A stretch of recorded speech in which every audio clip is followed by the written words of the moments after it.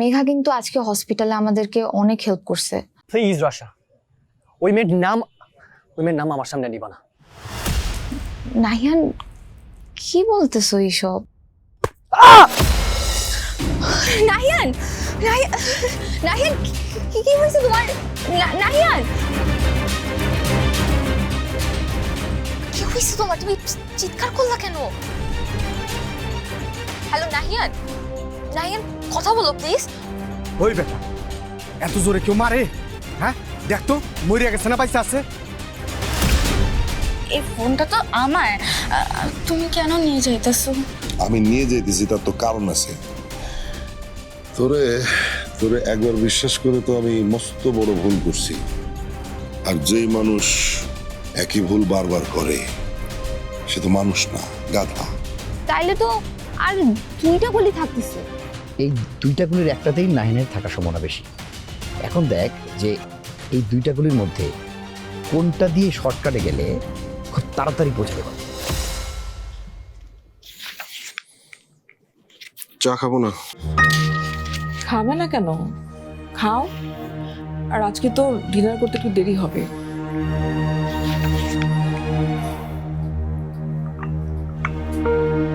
তুমি ফারদিনকে যেভাবে ডিল করলে আমি আড়াল থেকে সব দেখেছি।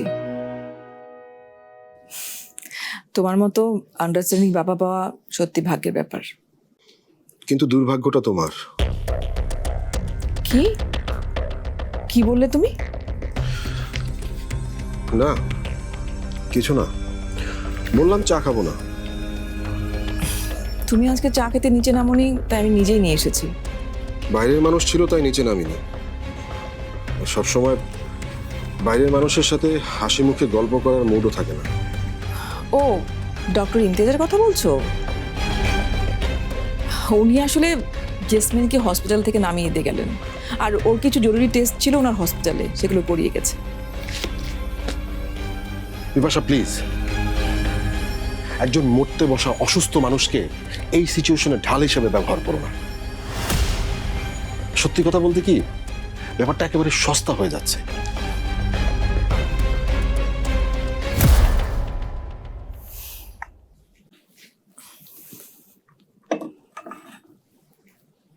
তোমার রাগ করাটা স্বাভাবিক, কিন্তু এসব কি ধরনের কথা শওকত? তুমি আমার সঙ্গে খোলামেলা কথা না বললে তোমার মনের মধ্যে যে ভুল বোঝাবুঝি চলছে সেটা কিভাবে মিটবে বলো? তুমি আমাকে প্রশ্ন করো, বকো, তোমার মনের মধ্যে কি চলছে সেগুলো বলো, কিন্তু এসব কি ধরনের নোংরা ইঙ্গিত?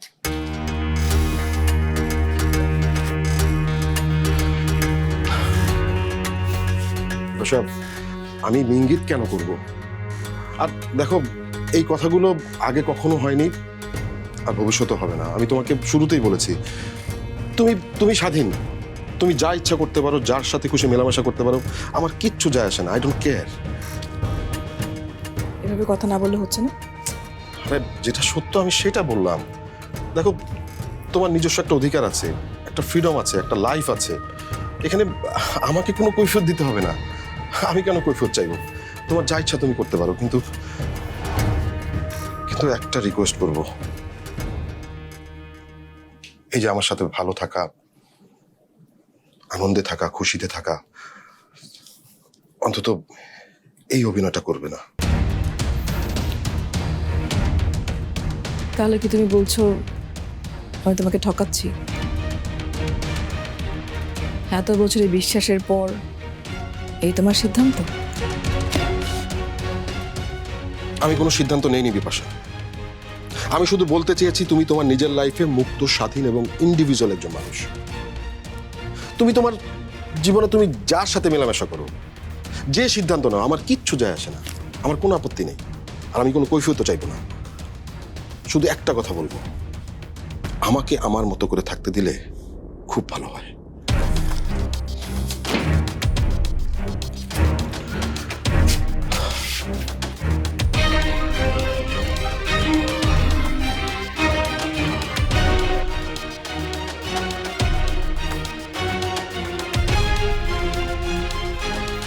হ্যালো, ডক্টর ইমতিয়াজ, তুমি কালকে একবার তোমাদের ওই নতুন নন্দিনীকে নিয়ে আমাদের বাসায় এসো তো।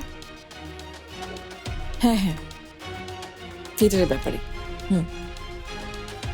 আগে এসো, তারপরে কথা বলছি। নাহিয়ান, নাহিয়ান নাহিয়ান, নাহিয়ান নাহিয়ান, নাহিয়ান তুমি কই? নাহিয়ান নাহিয়ান! ছোট মামা, সব জায়গায় তো খুঁজে ফেললাম, নাহিয়ানটা তো কোথাও খুঁজে পাইতেছি না। এখন কি হবে? হ্যাঁ আশা, প্যানিক করিস না তো। নাহিয়ানকে আবার কল দে। এইবার যদি সে কল না ধরে তাহলে পুলিশের কাছে যেতে হবে আমাদের। আমার কি মনে হয় জানো, মেঘাকেও একবার আমাদের রিচ করা উচিত। ওর ফোনটাও কিন্তু বন্ধ। আমরা যদি কোনোভাবে একবার মেঘার সাথে দেখা করতে পারি তাহলে কিন্তু নাহিয়ানের ব্যাপারে কোনো ক্লু পেয়ে যেতে পারবো। সাব্বাস, এই প্রথমবার তুই হাঁটু থেকে না, মাথা থেকে চিন্তা করলি।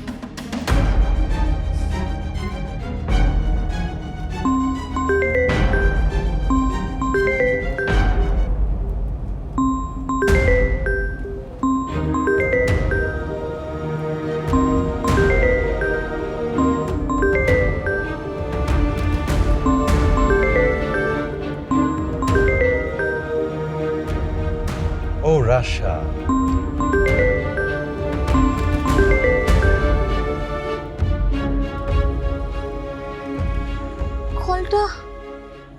কলটা কেটে দিল। তার মানে ফোন নাহিয়ানের কাছেই আছে। এই তুই আরেকবার কল দে। দুঃখিত, এই মুহূর্তে মোবাইল সংযোগ দেওয়া সম্ভব হচ্ছে না। বন্ধ? ছোট মামা ফোন তো বন্ধ করে দিছে। নাহিয়ান যত কিছুই হোক ফোন বন্ধ করে দেওয়ার মতো ছিল না। মানে ও যদি আমার সাথে রাগ করেও থাকে অ্যাটলিস্ট একটা টেক্সট পর্যন্ত দিবে, এতটুকুন আমি শিওর। তার মানে ফোনটা এখন আর নাহিয়ানের হাতে নেই, অন্য কারো নিয়ন্ত্রণ চলে গেছে।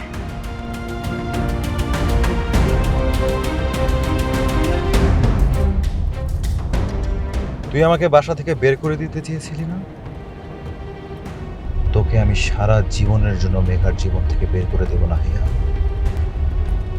আজ থেকে তোর জীবনের গল্প এখানেই তাই এন্ড।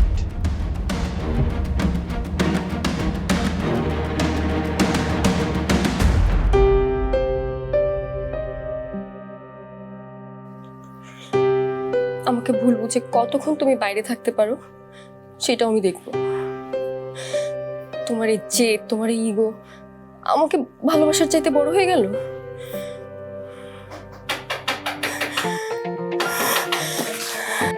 ইয়েস, আমি জানতাম তুমি ফিরবা।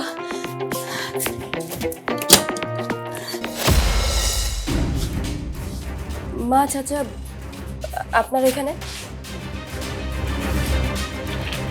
আপনি এখানে কেন আসছেন? মা, তুমি ওনাকে কেন নিয়ে আসছো এখানে? মারে, মা তুই আমারে ভুল বুঝিস না মা। এই যে দেখ, এতদিন পরে তোরে দেখা আমার কলিজাটা যে কতটা শান্ত হয়েছে সেটা তো তোরে আমি বোঝাইতে পারবো না। এই যে তুই আমার সাইডে চলে আসছিস, কত কষ্ট আমার। এই তুই তো আমার বড় মেয়ে রে মা। আমি আপনার কাছে কি ছিলাম সেটা আমার খুব ভালো করে মনে আছে চাচা। প্লিজ এখানে কোনো ড্রামা করবেন না। চুপ কর মেঘা, তোর চাচা কিন্তু এখানে আসলেই কোনো খারাপ উদ্দেশ্য নিয়ে আসে নাই, তোকে শুধু দেখতেই আসছে। কি বলেন ভাবি? আমি শুধু আমার মেয়েকে দেখতে আসি নাই, আমি ওকে এবার আমার বাসায় ফিরাই নিয়ে যাওয়ার জন্য আসছি। চল মা, চল বাসায় চল। আমরা সবাই তোর জন্য অধীর আগ্রহে অপেক্ষা করতেছি। আমি যাব না। আপনি আমাকে জোর করতে পারবেন না, কোনোভাবেই না। আমার নাহিয়ান আমার পাশে আছে। আর মা, তুমিও যাবা না। তুমি আজকে থেকে আমার সাথে থাকবা। আমরা ওনাদের কাছ থেকে আলাদা থাকলে ভালো থাকবো। তোদের সাথে আমি আর তোর চাচি যে ব্যবহার করছি তাতে তো ভুল বোঝাটাই স্বাভাবিক। এই জন্যই তো তুই আমার বিশ্বাস করতে পারতেছিস না মা। এইটা আমি কিন্তু বুঝছি, কিন্তু তোরে তো আমি ফালাই দিতে পারি না। এই যে তোর মা, আমাদের বংশের বড় বউ, আমাদের একমাত্র গার্জিয়ান, তারে তো আমি কিছুতেই কাজ ছাড়া করতে পারবো না রে মা। আর তোরে আমি ততদিন আগলায় রাখবো যতদিন তোর বিয়েটা না দিতে পারি নাহিয়ানের সাথে। চাচা, চাচা আপনি নাহিয়ানের নাম নিতেছেন? মা, চাচা কি বলতেছে? মেঘা, নাহিয়ানের মা আমাদের বাসায় আসছিল, আর ওর বাবা তোর চাচার অফিসে গিয়ে কথা বলে আসছে। তোরা নাহিয়ানের বিয়েতে এখন আর কারো কোনো আপত্তি নাই। এখন যা হবে সব পারিবারিকভাবেই হবে মা, এইভাবে আর না। দেখ মা, আমি তোর উপরে রেগেছিলাম, এটা কিন্তু সত্য, কিন্তু নাহিয়ানের আব্বার সাথে কথা বলার পরে আমার কিন্তু আর কোনো রাগ নাই। পানি, সব রাগ আমার পানি হয়ে গেছে।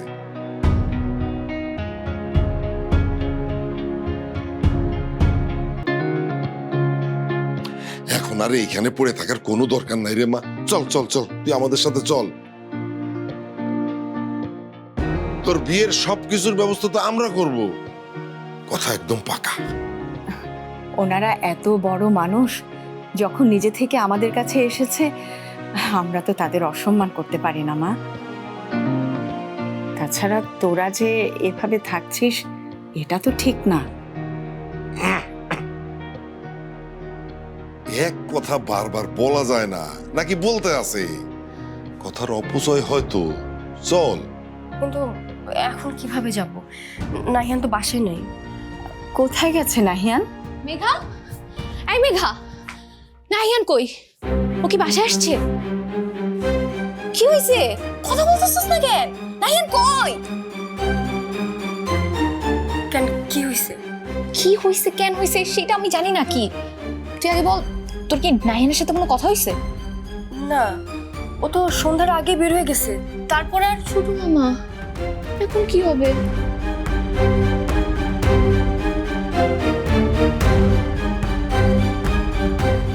নাহিয়ান কই, আর আমরা ওরে কিভাবে খুঁজে বের করবো? রাশা, কি হয়েছে নাহিয়ানের? কি হলো?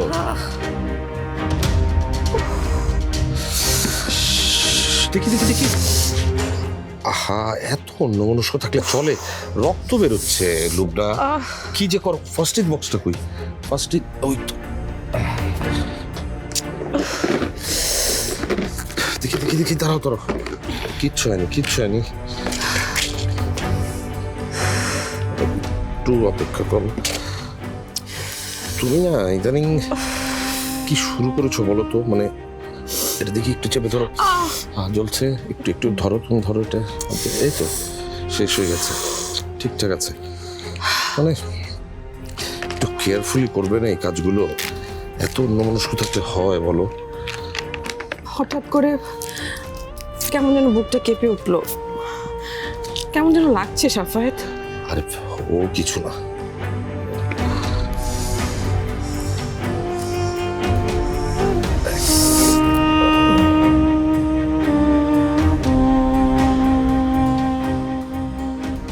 লুবনা, ইদানিং না তুমি একটু বেশি চিন্তা করে ফেলছো, বিশেষ করে নাহিয়ানকে নিয়ে। তুমিও না দিন দিন একটু বেশি ক্যাজুয়াল হয়ে যাচ্ছ সাফায়েত।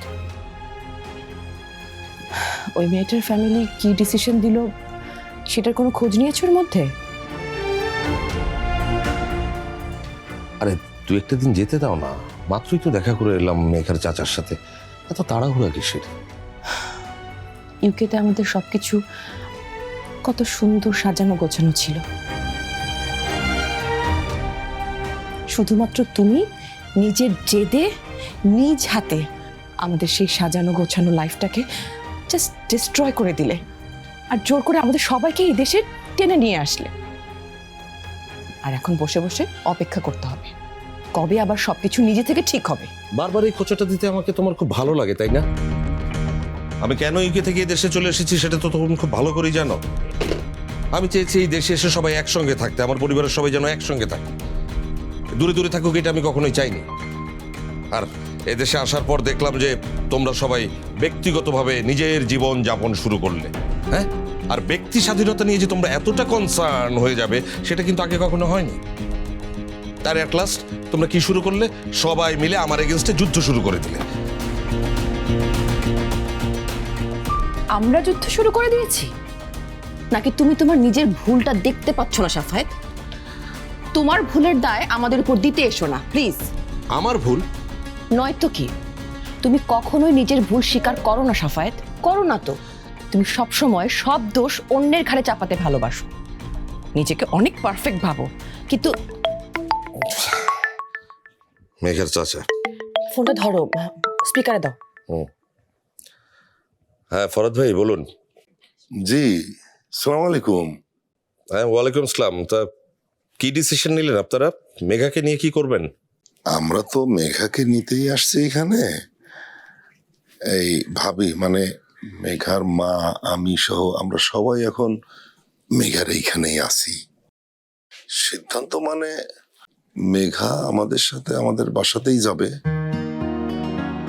কিন্তু ভাই নাইহানকে যে আপনারা আরো আগেই সরায় ফেলছেন এখান থেকে, সেইটা তো একটু জানাইতে পারতেন। তাইলে ধরুন যে আমি নাটকটা অন্যরকম ভাবে সাজাইতে পারতাম। হোয়াট? মানে নাহিয়ানকে আমরা সরাবো কেন? তাইলে নাইহান কোথায়? না সেটা তো আমরা জানি না, আর নাহিয়ানের সাথে অনেকদিন আমাদের কথা হয় না, দেখাও হয় না, মানে সেটা তো আপনি জানেনই। কিন্তু এই যে ওই হুট করে এই নাহিয়ানকে সরানোর প্রসঙ্গ আসলো কেন? যা শুনলাম আর কি, নাহিয়ানকে নাকি কোথাও খুঁজে পাওয়া যাইতেছে না।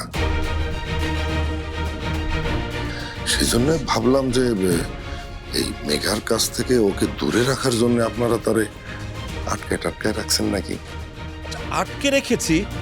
নাহিয়ানকে পাওয়া যাচ্ছে না? আপনার কথাটা কোনো মানে বুঝতে পারছি না। এসবের মানে কি? ও গেছে কোথায়? তাইলে তাইলে নাহিয়ানকে কেউ আবার কিডন্যাপ করলো কিনা?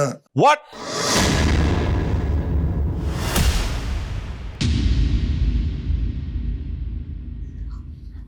এটা এখন ছোট মামাকে দিতে হবে। আমি থানায় যেতেছি, ছোট মামার কাছে ফোন নাই। রাশা আমি যাবো। রাশা যাচ্ছে যাক, এই রাতে তুই কোথাও যাবি না মেঘা।